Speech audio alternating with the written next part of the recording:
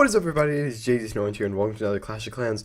I guess this is a war recap video. Today, we're going to be looking at the CWL Season 1 for Clanbusters. So I want to get into a little bit of a background here of why Clanbusters is participating in the CWL, as well as if you've seen earlier, you've seen Warbusters also competing. That video will also be out. It should be in the description, or you should see a tag for it in just about a second. So anyways, I did want to explain what we're doing here. So essentially, if you guys don't know beforehand, I'll just have this replay in the background. It's fantastic, by the way. It's a Queen Walk Miner, fantastic. Anyways, so before, whenever CWL came out, my two clans that I'm a part of, Clanbusters and Warbusters, the leaders in both of those clans decided, you know what, let's go ahead and make a league clan for the members of League Busters to go to it, or the members of Warbusters and Clanbusters to go to League Busters to participate for the CWL, just to have that one spot where they can all go and, you know, we can have a combined force. Well, it's Season 3. Come Season 3, which is the season before that, well, this is actually this season.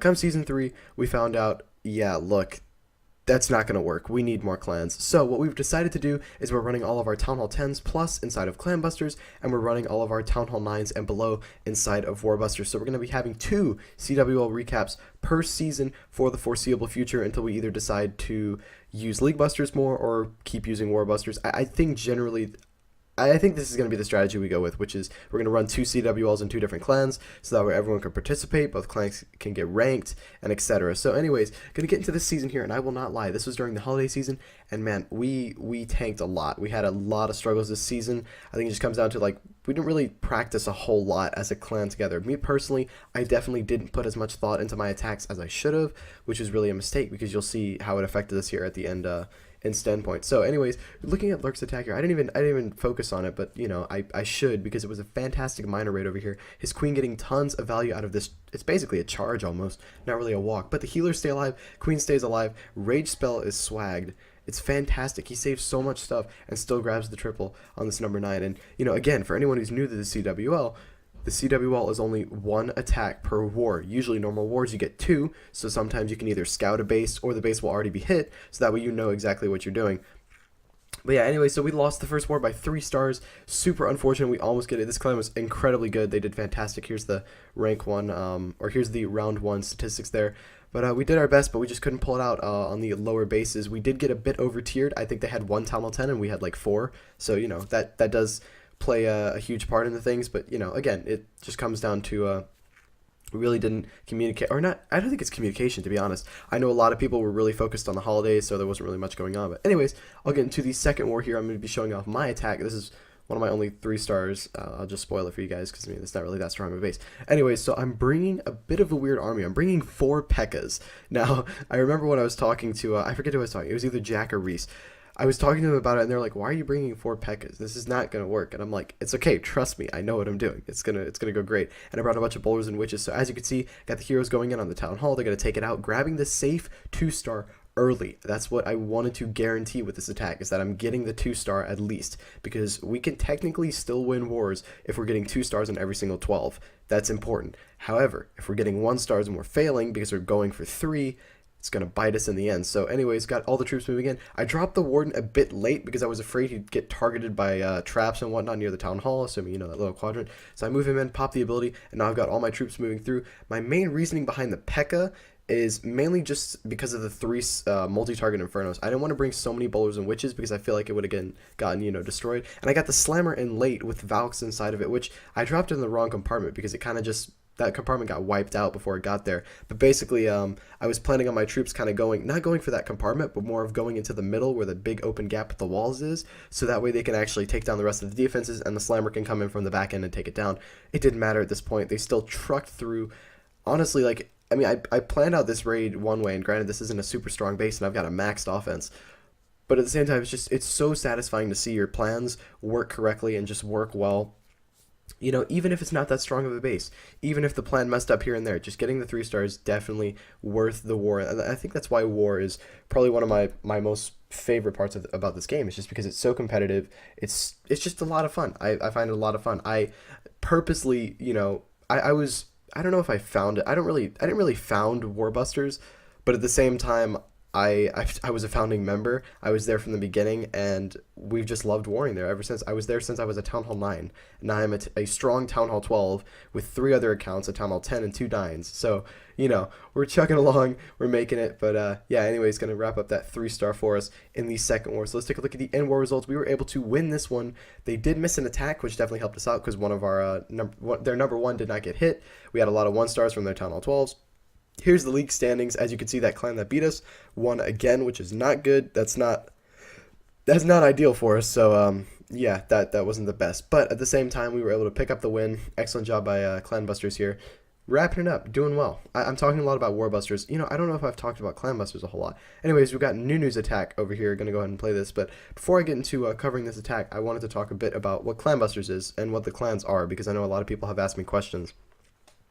Clanbusters is the chill clan that has been around for literally years now because, Reese, his friend Trev, a bunch of their, best friends and stuff, they created a clan in the game. You know how you have that family clan that you just join and, because you have people in there that you stay in that clan, you chill with them, stuff like that. That's what Clanbusters is. And Warbusters is a bit more of an elite clan for those players who are really looking for hardcore wars and then also looking to, really have a strong grasp on war attacks, because a lot of the people in Clanbusters don't take a whole lot of time.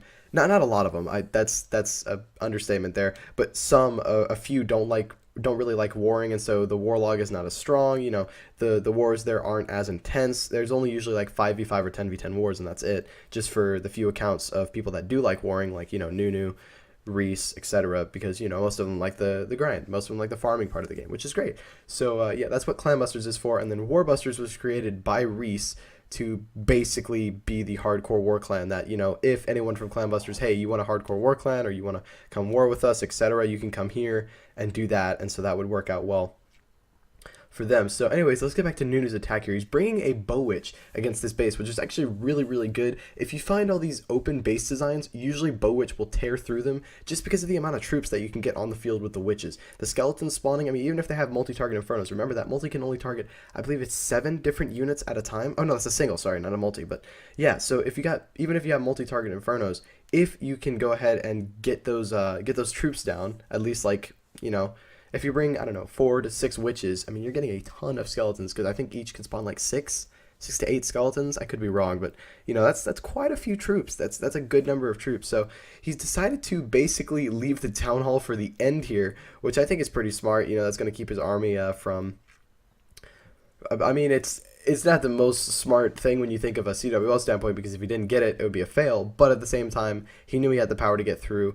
And he was able to wrap it up here, which I don't think, it might not have actually been his plan to leave the town hall for last, but you never know. He's got that single alive, which again, that's not ideal. I don't know why this guy had all of his infernos on single, but definitely right now, as the making of this video is happening, you want to make sure that your inferno towers, you have at least 2 on multi and maybe 1 on single. And that's probably the most you'll go for single, because bats have been smashing the meta, although they did recently get nerfed, so I'm interested to see how that does things. I would keep a really close eye on the Champions War League playoff events that happen and see how these top attackers are really using it, because they're practicing in FCs, they're getting things out. So yeah, so just keep an eye on them, because they'll definitely show you where things are really in the meta. So we were actually not able to pick up the win on this one. We lost by a good 6 stars, and again, we used all of our attacks, but we just got stomped lower. We made a couple of mistakes. Again, they had a lot of Town Hall 11s, we had a few Town Hall 10s, and that's honestly the past couple of seasons we've warred with League Busters, Clanbusters.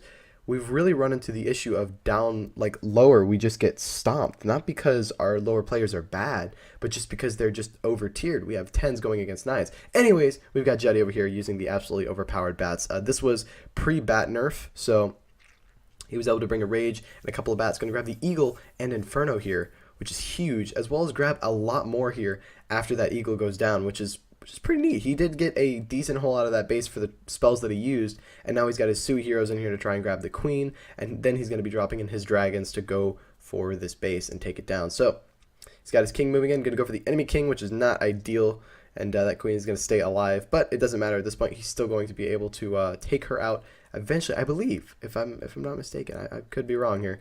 No, he doesn't. He completely ignores the Queen. Okay, never mind then. So yeah, now here he comes with the dragons and the balloons, moving in, good old Dragloon, you know how it is. and he's got his warden behind. Slammer in from the side there, just waiting a bit so that way all the defenses are distracted on the dragons and loons, and then he sends in the slammer, which honestly, for those of you who say the slammer isn't like a basically a balloon hero, you're wrong. So anyways, he's got the queen over on the right side, going to help funnel a bit, take down that archer tower, and possibly grab an air defense for him here. That slammer's going to pop, and inside of it are a bunch of level 8 loons. They're going to move through here. The warden has decided to stick with this little pack of dragons over here, which is not ideal. He does get one dragon on the town hall.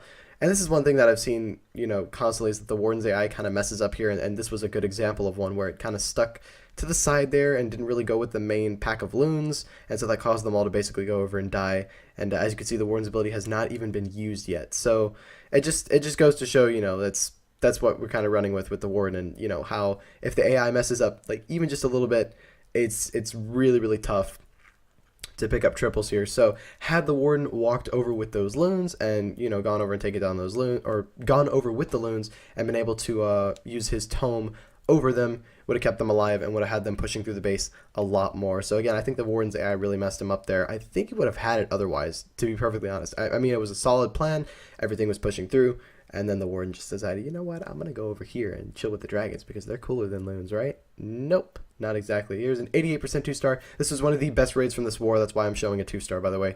So again, yeah, we had a rough time. So yeah, as you can see here, we did not pick up the win. We lost 25-33. Sorry for blocking out the thing, but that's the round 4 results there. So again, the CWL, we did struggle a bit. And I think it comes down to we weren't having a lot of people go in and practice before their hits. They would kind of go in to use their hits because a lot of people were on holiday, a lot of people were doing things, were busy. I know personally myself, I was incredibly busy. I was back in the US at this time, so I was having fun. I was going out and doing that. So now we're gonna show off a bully raid here. We've got enemy using the overpowered bats. Now this is pre-bat nerf, so this is it's quite a while ago. This was pre-bat nerf times 2.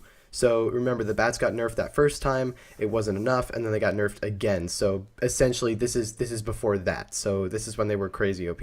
So anyways, he's got 7 bat spells here. He's going to drop 6 hounds. He has 6 hounds, I forgot to mention that. So here come the 6 hounds here to tank for these air defenses, and he's going to slowly drop these bats in with the hounds as he's moving through here. And this is, honestly, I loved watching this raid because it was just the funniest thing. You're bringing 6 lava hounds. You think, how on earth are you going to triple with this? There's no way. Like, I mean, granted, it's a 10v9 dip, so I wanted to throw that out there. But at the same time, I mean, this will just show how powerful the bats are. He hasn't even dropped a single bat spell yet. He's still got his hounds on the field. And here come the loons in the back end, going to take those down. And here come the bats at the top of the screen, as you can see, all by the Teslas. And they're going to start swarming, and you'll start to see why they got nerfed in just a second. So yeah, here come the bats moving through, and they're taking down defense. Well, to be honest, they didn't really do a whole lot that raid. But at the same time, look at how many are left, and then look at all the cleanup. Plus the slammer popped, so now you've got a bunch of loons and a dragon. He just wiped it out. It was fantastic raid here. Good securing this 3-star down bottom. And see, sometimes in these clans we do get lucky. We get lucky with these kinds of matchups where it's like, hey, we have an advantage this time, but it's very rare. It's like maybe 10% of the time we have an advantage when it comes to clan wars, which is, it is whatever. It's kind of annoying, but we just have to roll with the punches. We go with what we can, we do our best, and we get it done. That's been the motto of our clans for the longest time. And I know that this upcoming season, which by the way is actually already started by me recording this because I'm a bit late. Again, I was in the US during this event when it was happening, so I didn't have time to make a video for it. Hence why this is also so late. Not only that, but when I got back from the US about a week ago, I got really, really sick and my voice was dead. If you were watching my past live streams for the past week or two, you'll see what I mean there. So anyways, enemy gonna wrap up a 3-star on their number 12 here. Fantastic job by him. Let's take a look at the in-war results here. We were almost there. We managed to lose by 2 stars though, so definitely a bit unfortunate for us. Here's the round 5 results. So again, you can see a lot of the clans that are typically winning actually lost this war, which is good. The Mumbai Elite decided to finally lost, which was good for us. That kind of moved them down and helped us out a little bit.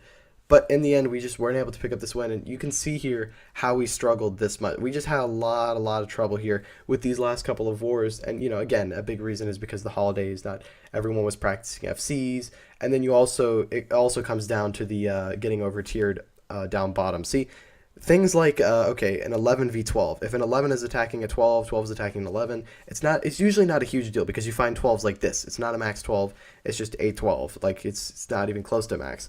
But when it comes to Town Hall 11 versus Town Hall 10, it gets a lot more difficult because at least a Town Hall 11 has a chance and a very strong chance at that to 2-star 12s.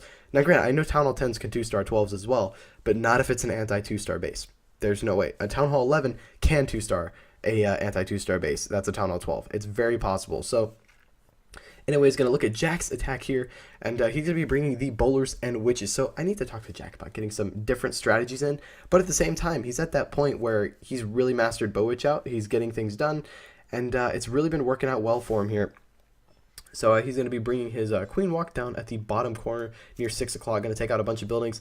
The main purpose of the queen here was just to kind of grab these outside structures and make a bit of a funnel. Wasn't really aiming for any key structures, hence why he didn't break her in there. Plus that multi-inferno wouldn't allow him to do that.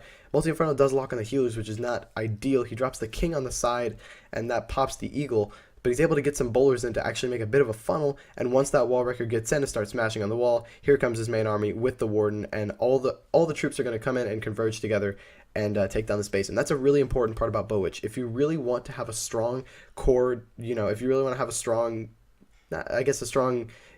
push into the base, a strong push into the base, you want to make sure that you've got your queen and your king. If they're on the funnel sides, they're joining in with the main army to push through here. So here comes the wrecker pushing through, smashing through here. This is fantastic. He's got so many troops left alive. All the witches are staying back. Beautiful jump spell, basically opening up the entire base here, and that's gonna be a wrap. That's easily done for him here. Absolutely smash it. And this is where you see how having weaker 12s can be a deficit in the clan. I mean, granted, the stronger you are, the better. But it's nice to run into weaker 12s. Like usually, if we run into, say, we run 4 12s. No, we run. Let me think. No, we run 5 12s. We run 5 Town Hall 12s now, actually. And so because we run 5 Town Hall 12s, all of our Town Hall 12s were maxed 11s and almost near max Town Hall 12s. We're getting there slowly. We're doing our best here. But yeah, so we've got strong 12s, but then we run into clans with like 7, 8, 9 Town Hall 12s. But in reality, you've got bases like this. So, even though people are saying like, oh, we got tiered by like, a bunch of Town Hall 12s and it was really bad matchmaking and this, that, and the other, sometimes it's really not, and it's actually a fair matchup because bases like this are incredibly easy for us to triple, whereas now they've got to go against our max bases with their offense, which a lot of the times these players don't really have max offense. So anyways, here we go. We've got round 6 results here. As you can see, we lost another war, so it's not looking good for Clanbusters here. We definitely had a rough season. Again, I know I've said it a bunch of times, but yeah, we had a rough season on this one, but I still wanted to recap it because I wanted to leave an important message in this video, especially for the clanmates. Main thing being that for the fact that it was Christmas holiday, we weren't really, that active in terms of FCs. We still did a fantastic job. Morale was fantastic at the end of the season. Even though we finished where we finished, we were still keeping our heads high. We were like, yeah, let's be positive. Let's improve next season. We're gonna go out there and we're gonna get it, and we're gonna make sure that we can claim our title back, and you'll see what I mean here in just a second. So anyways, we're going to take a look at our infamous leader here, Reese. We're going to look at his attack here. He's bringing a bit of a bowler witch, except he's incorporating a couple of Valks in there just to give him a bit more firepower and a bit more tanking. So anyways, he's got his slammer in here, which is golden, ends up opening the wall for him, which is fantastic. So the slammer's actually moving in and opening up these walls for the defenses as well as for the offense as well as taking down defenses.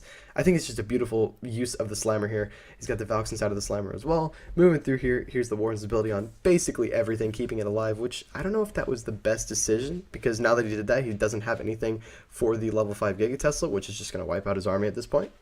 But he's still moving through here. He's still got a rage and a heal. He's going to save that for the Town Hall, which, funny enough, his troops actually don't even get into the compartment with the Town Hall, so he didn't even need the Warden's ability for it. So, maybe it's just some master planning I didn't notice.